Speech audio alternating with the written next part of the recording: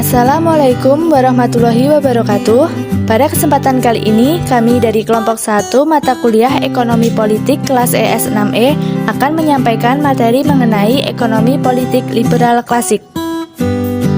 Sebelumnya, perkenalkan anggota kelompok kami. Yang pertama ada Garnis Selvi Charity dengan NIM akhir 215, Arbiansah NIM 217, Suliarti Kristira Wulandari dengan NIM 230, dan Novita Sasadila Maulida dengan NIM 234. Peta konsep dari subbab materi yang akan kita bahas kali ini terbagi menjadi 2 subbab. Yang pertama yaitu ekonomi politik praklasik dengan 3 masa. Yang pertama yaitu masa Yunani kuno, masa merkantilisme, dan masa fisiokratisme. Subbab kedua yaitu ekonomi politik liberal klasik. Yang akan kita bahas yaitu tentang kekayaan, pembagian kerja, kuluk manusia, mekanisme pasar, dan yang terakhir yaitu paham liberalisme. Kali ini kita akan membahas mengenai ekonomi politik praklasik, di mana secara historis diilhami oleh pemikiran 2 tokoh, yaitu Plato dan Aristoteles. Menurut Aristoteles, dalam bukunya yang berjudul Politics, menjelaskan bahwa ilmu ekonomi merupakan bagian dari ilmu politik.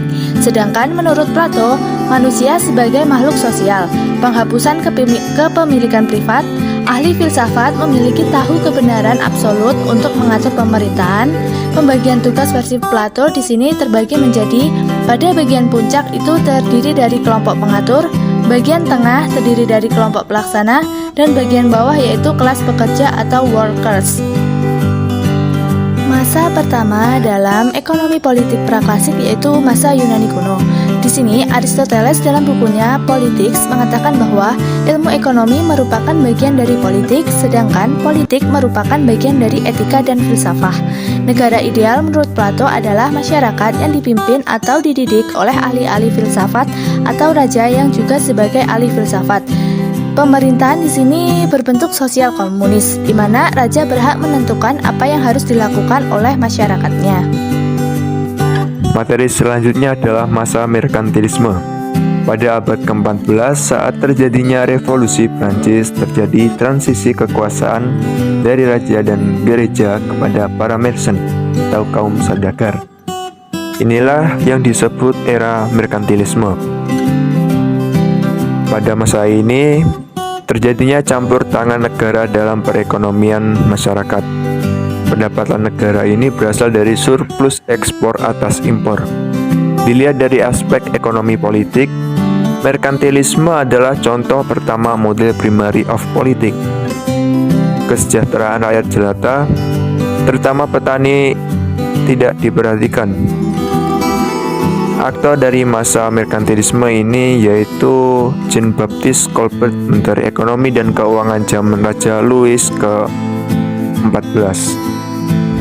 Yang terakhir yaitu masa fisiokratisme. Setelah meletusnya revolusi Prancis di akhir abad ke-18, muncul sebagai reaksi atas kondisi dalam paham merkantilisme. Kaum fisiokrat menyebut kegiatan perdagangan bersifat steril dan aktivitas yang produktif adalah kegiatan yang memanfaatkan kekayaan alam. Pada masa fisiokratisme ini menuntut agar aktivitas ekonomi tidak perlu diatur oleh pemerintah. Monopoli dan pemberian kemudahan-kemudahan bagi sekelompok orang harus dihapuskan dan sekat-sekat perdagangan dibuka. Pada masa ini, kaum fisiokrat membagi penduduk dalam 3 kelas, yaitu kelas produktif, kelas semi-produktif, dan kelas steril yang tidak produktif. Selanjutnya yaitu ekonomi politik liberal klasik. Pada akhir abad ke-18 dapat disebut sebagai tonggak awal kelahiran ilmu ekonomi politik. A. Pandangan tentang kekayaan. Ilmu ekonomi politik sebagai ilmu yang mempelajari tentang prinsip-prinsip yang mengatur produksi, distribusi, dan pertukaran kekayaan.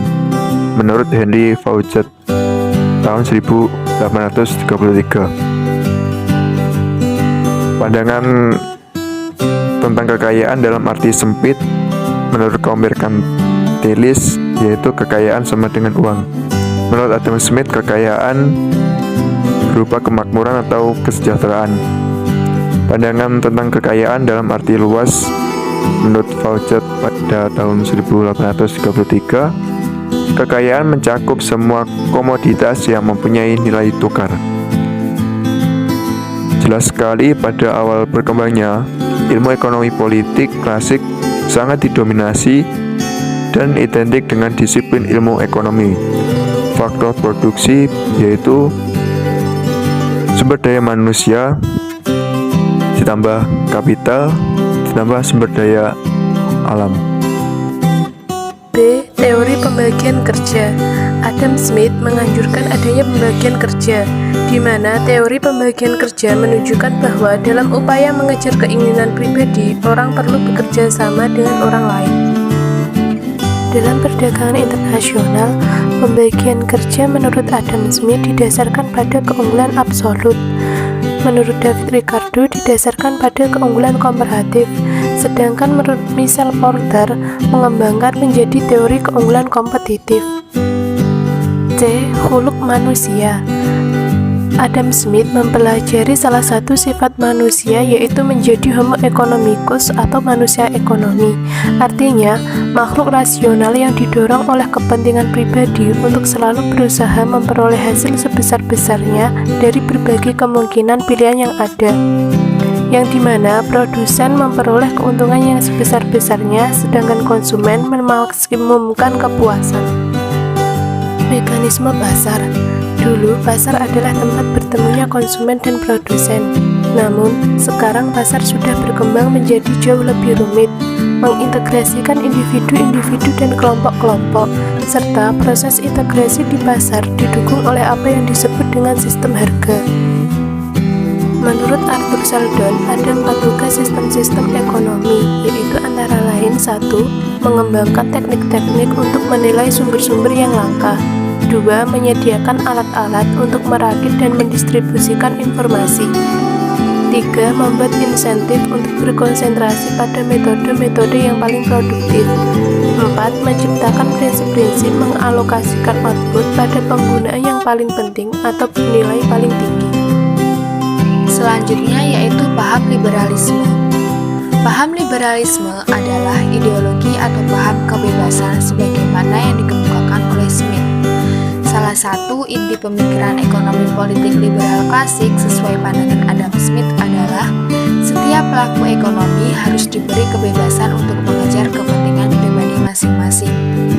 Pada paham ini, pertanian atau perdagangan bukanlah hal yang harus dipentingkan, tetapi pekerjaan ekonomi yang diletakkan kepada pekerjaan dan kepentingan dirilah yang dititik beratkan.